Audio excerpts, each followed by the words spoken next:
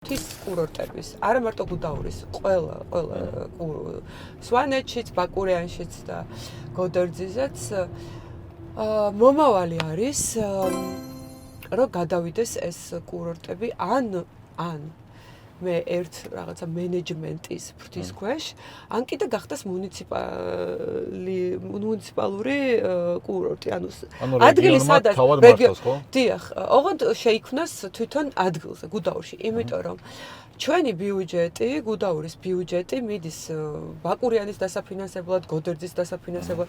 ჩვენი ბიუჯეტი არ რჩება გუდაურში, ანუ ადგილობრივ მოსახლეობას არ აქვს წესიერი განათლების მიღების საშუალება, წარმოიდგინეთ.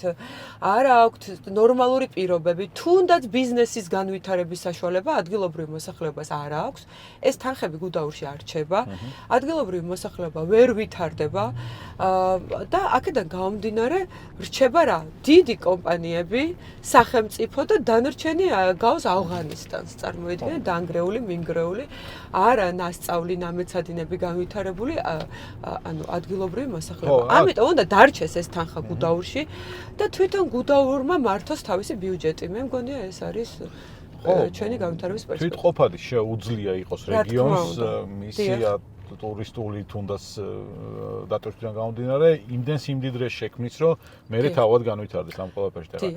ეხლა ინფრასტრუქტურას რო გავყვეთი რაღაცა განაშენიანების პრობლემას ძალიან შორს წავალთ. ეგ თავარი ამოცანა ალბათ, რომ მაგ ნაწილში იყოს პროაქტიული სახელმწიფო და კერძო სექტორი მე როცა რაღაც ნაკლები რისკები იქნება იქ და იხდება რომ ინფრასტრუქტურა ვითარდება, მიყვება იმას, არ არის პრობლემა კერძო სექტორისთვის ახლა.